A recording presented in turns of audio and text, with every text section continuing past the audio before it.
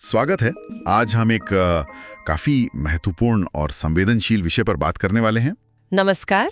हम उन स्रोतों को खंगालेंगे जो भारत में ऐतिहासिक रूप से जैन मंदिरों को हिंदू मंदिरों में बदलने के साक्ष्य पेश करते हैं। जी, और हमारे पास कई तरह के स्रोत हैं भी, जैसे पुरातात्विक रिपोर्ट्स हैं, पुराने ऐतिहासिक खाते हैं, शिलालेख हैं। हाँ, और मूर्तियों का अध्ययन, जिसे आइकॉनोग्राफी कहते हैं, वो भी है। और इमारतों का विश्लेषण। बिल्कुल, ये सब मिलकर एक कह सकते हैं काफी जटिल कहानी बताते हैं। हाँ, और देखिए, आज हमारा इरादा सिर्फ इन साक्ष्यों को निष्पक्ष रूप से समझना है। सही।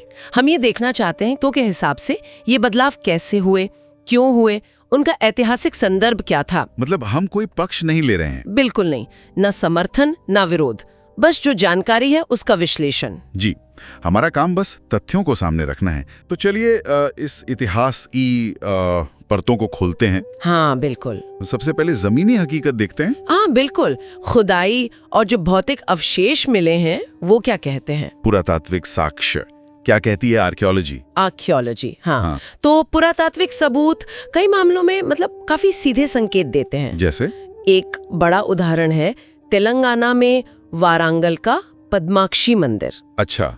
स्रोत बताते हैं कि यह मूल रूप से 1117 ईस्वी में बना था।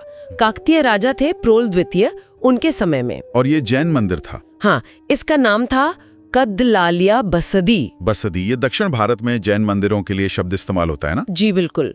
तो ये बसदी थी, बाद में इसे देवी पद्माक्षी के मंदिर में बदल दिया गया। पद्माक्षी यानी लक्ष्मी जी का रूप। हाँ, उन्हें लक्ष्मी का एक रूप माना जाता है। और दिलचस्प बात यह है कि वहाँ 1117 ईस्वी का एक शिलालेख भी है जो साफ साफ इस जैन मंदिर के बनने और उसे जमीन दान देने का जिक्र करता है। तो लिखित प्रमाण भी है कि ये जैन स्थल था। और मंदिर की दीवारों वगैरह पर कुछ दिखता है। बिल्कुल, दीवारों पर आज भी जैन तीर्थंकरों की मूर्तियां हैं। आज भी? हाँ, जिन्हें अब स्थानीय लोग हिंदू देवी देवताओं की तरह पूजते हैं। अच्छा। और गर्भगृह में जो मुख्य जगह होती है, वहाँ पार्श्वनाथ की एक बड़ी मूर्ति है। पार्श्वनाथ जी, 23वें तीर्थंकर। जी। और मूर्ति के एक तरफ यक्ष धरणेन्द्र है, दूसरी तरफ देवी पद्मावती। पद्मावती यक्षिणी। हाँ, जिन्हें अब पद्माक्षी कहा जाता है। तो नाम भी बदल दिया गया। जी। और ये सभी मूर्तियां चट्टान तराशकर बनी हैं, लेकिन उनकी जो मूल जैन पहचान है उसे छिपाने के लिए उन पर रंग पोत दिया गया है। तो मूर्तियों को हटाया नहीं, बल्कि मतलब एक तरह से रीब्रांड कर दिया, रंग लगाकर। हाँ, कह सकते हैं। ये अपने आप में एक दिलचस्प तरीका है बदलने का। ये बदलाव हुआ कब होगा अंदाजन? माना जाता है कि ये 1156 ईस्वी के बाद हुआ। अच्छा। उस समय जो काकतीय शासक थे वो जैन धर्म छोड़कर वीर शैव धर्म में आ गए थे। वीर शैव यानी लिंगायत संप्रदाय। हाँ, वही लिंगायत संप्रदाय। इतिहासकार रेड्डी रत्नाकर रेड्डी हैं। उनके अनुसार काकतीय राज में जैन धर्म का विरोध बढ़ा और शैव धर्म ज्यादा हामी हो गया।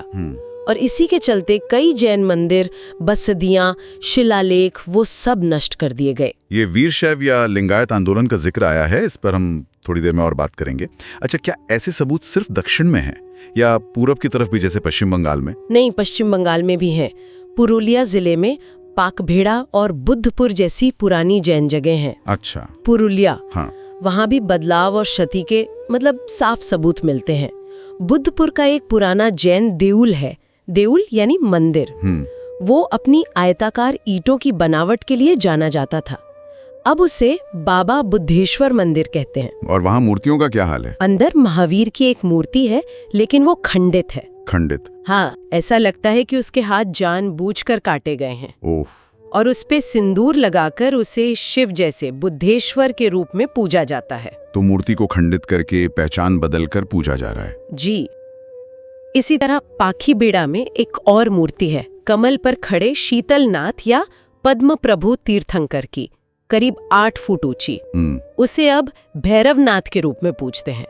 मूर्ति पर तेल और सिंदूर लगा है और पास में एक त्रिशूल भी रखा है। त्रिशूल जो शैव प्रतीक है। बिल्कुल।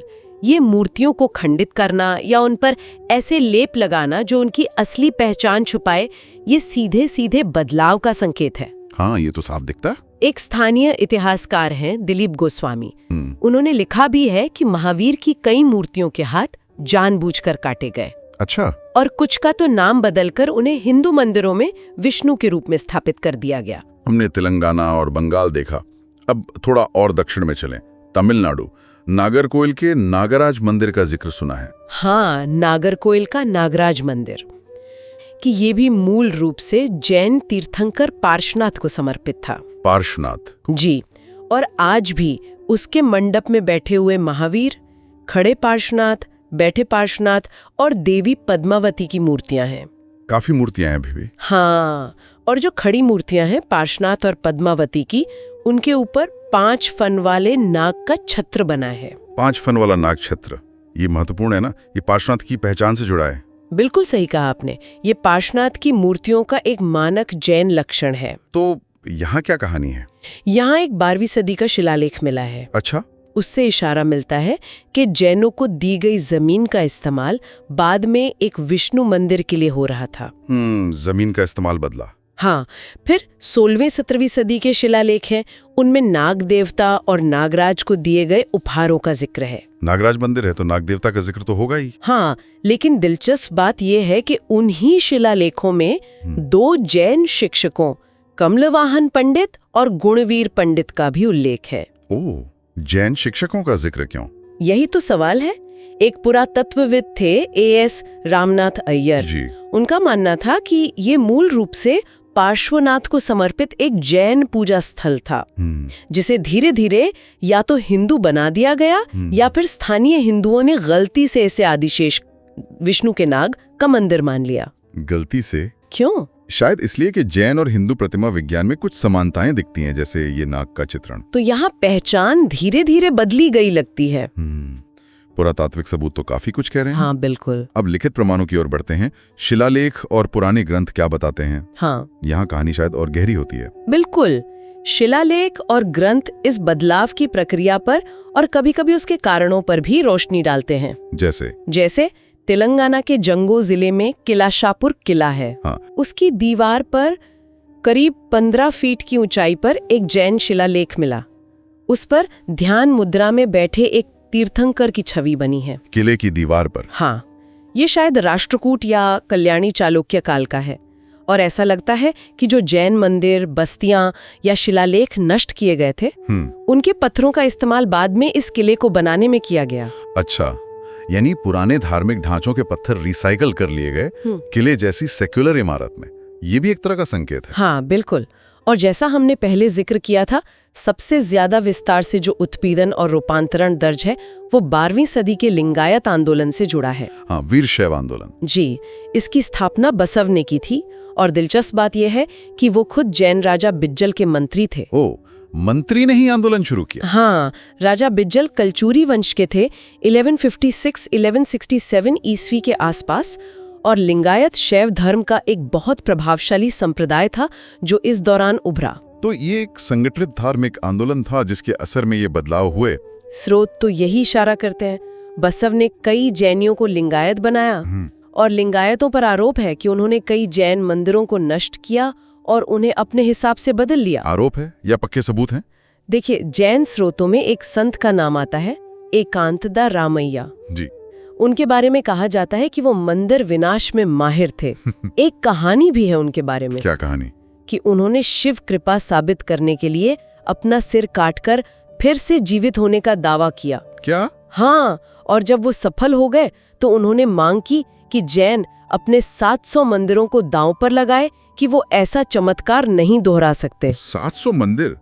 ये तो बहुत बड़ी संख्या है। हाँ, ये किंवदंती हो सकती है, लेकिन ये उस दौर के तनाव को दिखाती है। जब जैनों ने मना कर दिया तो राजा बिज्जल ने अबलूर के पास वीर सोमनाथ मंदिर को जमीन दे दी। क्या कोई और अनुमान है कि कितने मंदिर प्रभावित हुए होंगे? एक जैन इतिहासकार हैं शांतिनाथ। उनका अनुमान है कि 12वीं और 13वीं सदी के दौरान करीब 1800 से 2000 जैन मंदिर या तो नष्ट हुए या बदल दिए गए। 1800 से 2000, ये तो बहुत ज्यादा है। जी, और ऐतिहासिक ग्रंथों में लिखा है कि लिंगायतों ने जैन मंदिरों को तोड़ने और पीसने, उन्हें शैव प्रतीकों से बदलने और शिव को सर्वोच्च दिखाने के लिए लिंग स्थापित करने का दावा किया। कर्नाटक में होयसल राजवंश में थोड़ा अलग पैटर्न दिखता है। राजा थे विष्णुवर्धन, करीब 1108 से 1152 ईस्वी। हाँ, प्रसिद्ध राजा थे? वो रामानुज के प्रभाव में जैन धर्म से वैष्णव धर्म में आ गए। अच्छा, वो वैष्णव बन गए। हाँ, इसके बाद कर्नाटक में वैष्णव धर्म तेजी से फैला, लेकिन शाही परिवार के कुछ लोग जैसे रानी शांतला देवी वो जैन ही बनी रहीं। तो यहाँ शायद संरक्षण का पैटर्न बदला। जरूरी नहीं कि हमेशा सीधा टकराव हुआ हो। हाँ, शायद ऐसा कह सकते हैं। कम से कम स्रोत यही इशारा करते हैं। क्या कोई ऐसा शिलालेख है जो किसी इलाके में जैन धर्म के सिमटने का मतलब अंत का सीधा संकेत देता हो? हाँ, एक मिला है तेलंगाना के करीमनगर जिले में मल्लारम नाम की जगह पर। कब मिला? 2012-13 में किसानों को मिला था। एक पत्थर है जिस पर 3 तरफ लिखा है, लगभग 1175 ईस्वी का। और क्या लिखा है उस पर? वो उस इलाके के अंतिम जैन मंदिर का संकेत देता है। अंतिम जैन मंदिर? हाँ, संस्कृत और तेलुगु में लिखा है। इसमें माणिक्य सेट्टी नाम के व्यक्ति द्वारा 24वें तीर्थंकर वर्धमान महावीर के लिए मंदिर बनाने का जिक्र है। और मंदिर के रखरखाव के लिए मोपायपल्ली नाम का पूरा गांव दान में दिया गया था। पूरा गांव? जी। और एक और दिलचस्प बात, इसमें गिरी देवसानी नाम की एक महिला का भी जिक्र है। कौन थी वो? वो अपने पिता के बाद पार्श्वनाथ मंदिर की मुख्य पुजारी बनी। एक महिला मुख्य पुजारी? ये भी उस समय के हिसाब से काफी आगे की बात लगती है। बिल्कुल। इतिहासकार है धव्यनपल्ली सत्यनारायण। वो मानते हैं कि ये तेलंगाना में जैन मंदिर निर्माण का दस्तावेजीकरण करने वाला अब तक खोजा गया अंतिम शिलालेख है। अच्छा। उनके हिसाब से ये उस दौर को दिखाता है जब इस क्षेत्र में जैन धर्म खत्म हो रहा था और उसकी जगह वीरशैववाद नाम का एक नया धार्मिक पंथ ले रहा था। ये लिखित प्रमाण वाकई कहानी में बहुत गहराई लाते हैं। जी। अब क्या मंदिर की बनावट या मूर्तियां खुद भी कुछ कहती हैं? आर्किटेक्चर और आइकनोग्राफी से क्या सुराग मिलते हैं? बिल्कुल मिलते हैं। इमारतों और मूर्तियों में ऐसी खास बातें होती हैं जो बदलाव का इशारा कर सकती है। वैसे तो जैन मंदिर आर्किटेक्चर उत्तर भारत में नागर शैली और दक्षिण में द्रविड़ शैली में होता है, जो हिंदू मंदिरों जैसा ही है। हाँ, शैली तो समान हो सकती है। हाँ, लेकिन कुछ खास पहचाने हैं, जैसे बसदियां जो आयताकार ईंटों की बनी होती हैं। तो फिर बदले हुए मंदिर को पहचानते कैसे हैं? क्या देखकर? कुछ संकेत हैं, जैसे मान लीजिए कोई मंदिर है जिसे आज हिंदू माना जाता है, लेकिन उसकी दीवारों पर या खंभों पर तीर्थंकरों की मूर्तियां मिल जाएं। अच्छा। या जैन प्रतीक दिखें, जैसे स्वास्तिक, श्रीवित्स, नंदावर्त। श्रीवित्स, वो छाती पर हीरे जैसा निशान? हाँ, वही।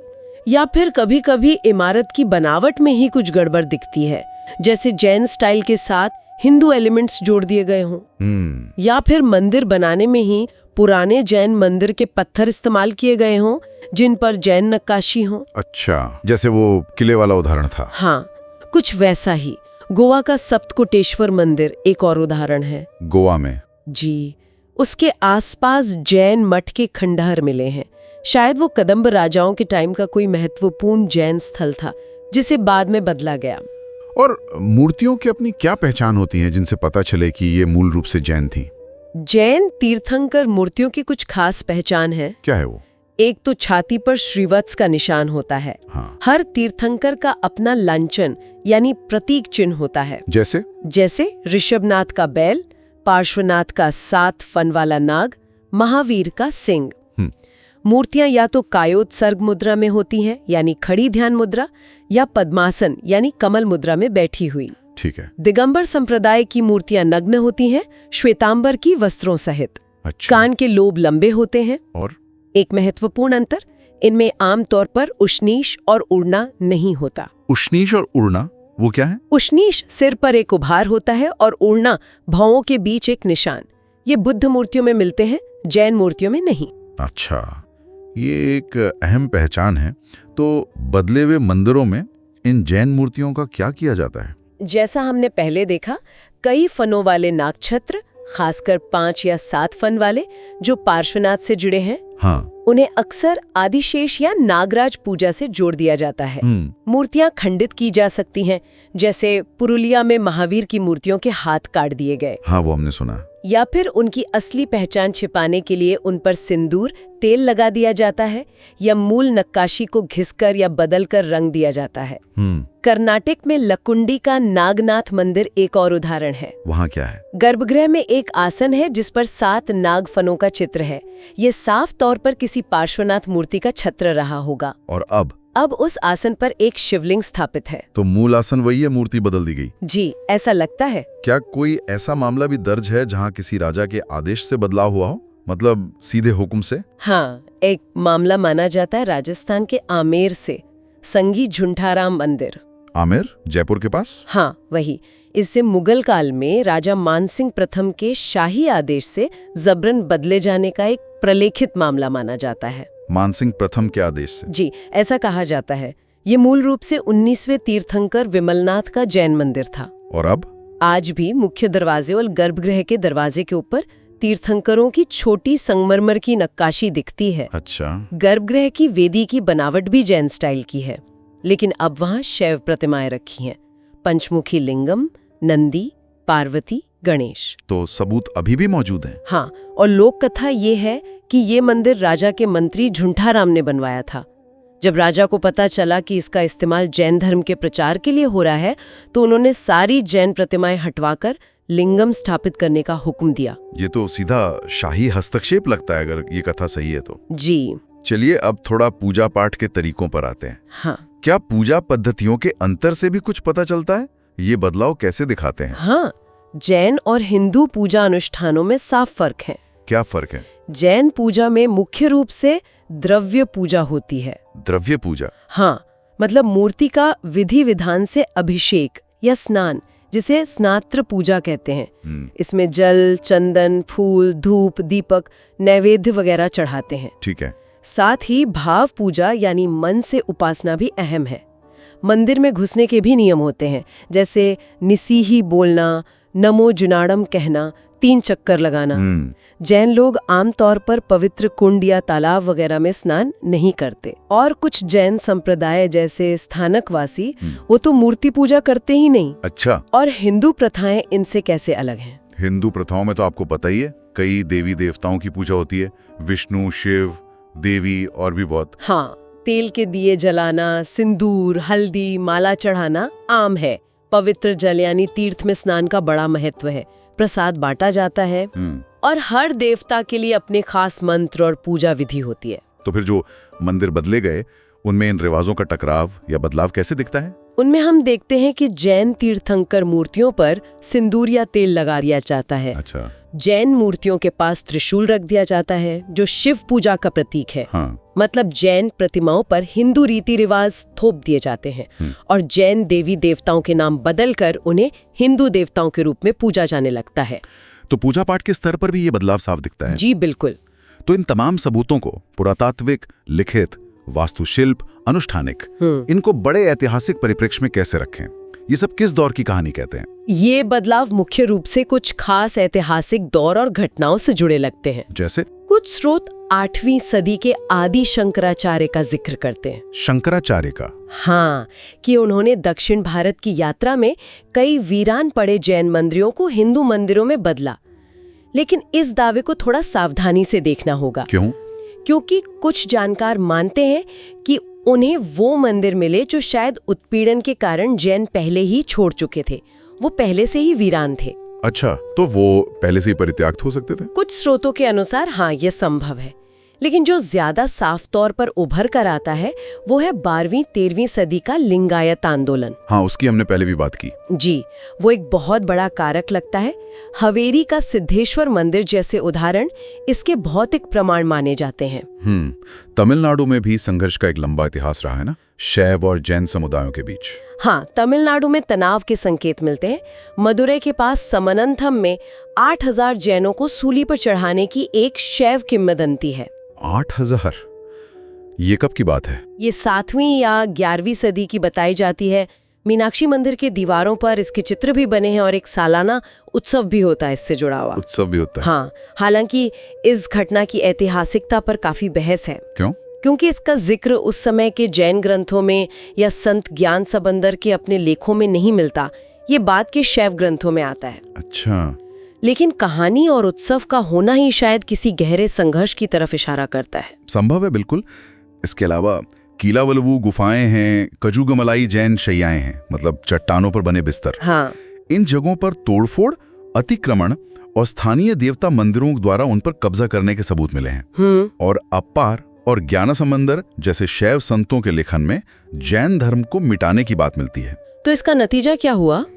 शायद इन सब के चलते कई जैन कर्नाटक चले गए या फिर धीरे धीरे शैव या वैष्णव समुदायों में ही मिल गए। ये तो दक्षिण की बात हुई। उत्तर भारत की क्या स्थिति थी? उत्तर प्रदेश में मथुरा के पास कंकानी टीला एक बहुत बड़ा और महत्वपूर्ण जैन स्तूप और मठ परिसर था। कंकाली टीला, मथुरा। हाँ, स्रोतों के अनुसार इसे सदियों तक कई आक्रमणकारियों ने बार बार नष्ट किया। किन लोगों ने? जैसे सिकंदर लोदी, औरंगजेब, नादिर शाह, अहमद शाह अब्दाली, इन सब के नाम आते हैं। नतीजा ये हुआ कि आज वहाँ सिर्फ खंडहर बचे हैं। तो वहाँ व्यवस्थित विनाश हुआ लगता है। जी। और पश्चिम बंगाल में जहाँ हमने पुरुलिया की बात की थी, जी, वहाँ किस तरह से मतलब विनियोग या कब्जा हुआ? पुरुलिया पर जो अकादमिक रिसर्च हुई है उसमें ब्राह्मणवादी विनियोग के तरीके दर्ज किए गए हैं। वो क्या है? इसमें जैन नायक पत्थरों का दोबारा इस्तेमाल करना शामिल है। ये स्मारक स्तंभ जैसे होते थे। अच्छा। और जो मूल पार्श्वनाथ की मूर्तियां थीं, जिनकी पहचान 7 फन वाले नाग से होती है, हाँ। उनको विष्णु या बलराम के रूप में फिर से इंटरप्रेट करना, मतलब उनकी नई व्याख्या करना। इतिहासकार हैं जूलिया हेगवाल्ड। उन्होंने 2022 में लिखा कि कई धार्मिक समूहों ने जैन सांस्कृतिक संपत्ति को नुकसान पहुंचाने, नष्ट करने और उसे अपने में मिलाने में भूमिका निभाई। तो ये सिर्फ एक समूह की बात नहीं है? उनके अनुसार नहीं। क्या ये घटनाएं सिर्फ भारत तक ही सीमित थीं या बाहर भी? नहीं, आज के पाकिस्तान के कुछ इलाकों में भी कभी जैन धर्म काफी फैला हुआ था। पाकिस्तान में? हाँ, तक्षशिला में जैन स्तूप और कुंड के अवशेष मिले हैं। सिंध में नगर पारकर इलाका है, वहाँ भी कई जैन मंदिर थे। हालांकि अब वो या तो खंडर हैं या बदल दिए गए हैं। तो ये फैलाव काफी व्यापक था। जी। तो आज हमने जैन मंदिरों के हिंदू देवालयों में बदलने के कई तरह के सबूतों को देखे। जमीन से निकले अवशेष, पत्थर पर लिखे लेख, मूर्तियों और इमारतों की बनावट में छिपे सुराग, पूजा के तरीकों में अंतर और ऐतिहासिक वृत्तांत। ये वाकई काफी विस्तृत जानकारी है।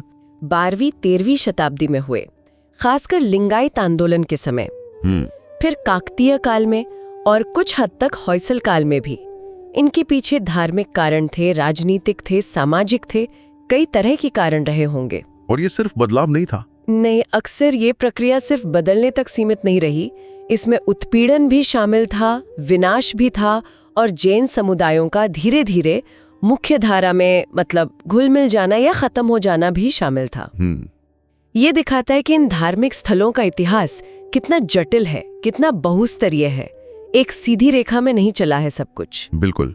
ये सारी चर्चा हमें सोचने पे मजबूर करती है। अलग अलग इलाकों में ऐतिहासिक बदलाव और एक दूसरे की चीजों को अपनाने या उन पर कब्जा करने के इन सबूतों को देखते हुए आज जो हमारे साझा धार्मिक स्थल हैं और उनके आसपास जो कहानियां बुनी जाती हैं, हमारी समझ पर इसका क्या असर पड़ सकता है? ये एक अहम सवाल है। इतिहास की इन परतों को हम आज कैसे समझें और उनसे क्या सीखें, ये वाकई विचार करने लायक बात है।